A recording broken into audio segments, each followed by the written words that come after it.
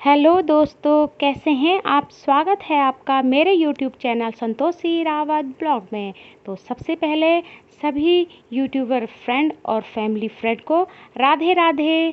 तो दोस्तों, आज है एकादशी बुधवार की, और मंगलवार की नाइट में मैं आप लोगों को बता चुकी थी कि इसका पारण कब करना है, कैसे व्रत रखना है, कब ये व्रत रखना है।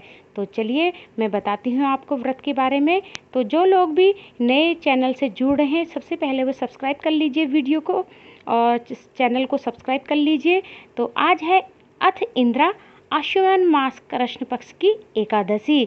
तो इसमें सुबह उठ के नहा धो के पीले वस्त्र पहनिए और अपने अच्छा आसन बिछाइए, और फिर भगवान जी को, नारायण भगवान को अच्छे गंगा जल डाल के उन्हें स्नान कराइए। सारे मंदिर को साफ़ कीजिए, पीला कपड़ा बिछाइए उसमें, और पीले फूल वगैरह और गुलाब से नारायण भगवान को सजाइए। और नारायण भगवान जी के लिए तुलसी दल जरूर रखिए। और इस समय पितृपक्ष चल रहे हैं, तो गणेश जी के लिए दूबा अवश्य लेके आएँ और दूबा चढ़ाएं। और इस दिन क्या भोग बनाएं भगवान जी के लिए? तिल का भोग बनाएं, मीठा गुड़ और तिल से बनाइए उन भोग उनके लिए। तो चलिए इनकी कथा आपको सुनाते हैं। तो श्री युधिष्ठिर जी बोले, हे भगवान, अब आप कृपा पूर्वक आश्विन मास के कृष्ण पक्ष के एकादशी के व्रत की कथा कहिए।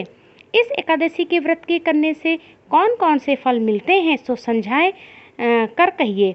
इस पर श्री कृष्ण भगवान बोले कि हे राजश्रेष्ठ, आश्विन मास के कृष्ण पक्ष के एकादशी के व्रत करने से समस्त पाप नष्ट हो जाते हैं। इस व्रत के करने से समस्त पाप गए हुए पितरों का उद्धार हो जाता है। हे राजन, इस एकादशी की कथा सुनने मात्र से ही वाजपेय यज्ञ का फल मिलता है। प्राचीन सतयुग में महिष्मती नाम की नगरी में इंद्रसेन नाम का एक प्रतापी राजा राज्य करता था। वह पुत्र पौत्र धन धान्य आदि से पूर्ण था और सदैव शत्रुओं का दमन करने वाला था। एक समय जब राजा अपनी राज्यसभा में सुखपूर्वक बैठा था, महर्षि नारद आकाश मार्ग से उतरकर वहां आए। मुनि को देखकर राजा आसन से उठा और अर्घ्य आदि से उनकी पूजा करके उन्हें आसन दिया। महर्षि नारद बोले कि हे राजन, आपके राज्य में सब कुशल है। मैं आपकी धर्मपरायणता को देखकर अत्यंत प्रसन्न हूँ। तब राजा बोले, हे महर्षि, तथा आपकी कृपा से मेरे समस्त यज्ञ कर्म आदि सफल हो गए हैं। देव, अब आपकी क्या आज्ञा है? इस पर नारद जी बोले, हे राजन, मुझे एक महान आश्चर्य हो रहा है कि एक समय जब ब्रह्मलोक से यमलोक को गया था, उस जगह यमराज की सभा के मध्य मैंने तुम्हारे पिताजी को देखा था। तुम्हारे पिता महान ज्ञानी, दानी, धर्मात्मा थे। वह एकादशी के व्रत के बिगड़ जाने से यमलोक को गए। तुम्हारे पिता ने मुझसे तुम्हारे लिए एक समाचार भेजा है कि आप मेरे पुत्र के पास जाएं। मेरे पुत्र का नाम इंद्रसेन है, जो कि महिष्मती नाम की नगरी में राज्य करता है। मुझे किसी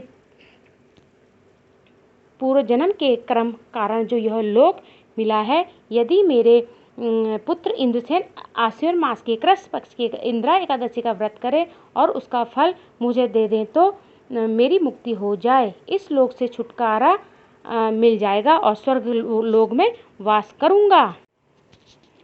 जब राजा ने महर्षि नारद जी से ऐसे पिता के दुखपूर्ण वाक्यों को सुना, तब उसे महान दुख हुआ और इंद्रा एकादशी के व्रत की विधि पूछने लगा। हे नारद जी, अब आप मुझे एकादशी के व्रत की विधि बतलाएं।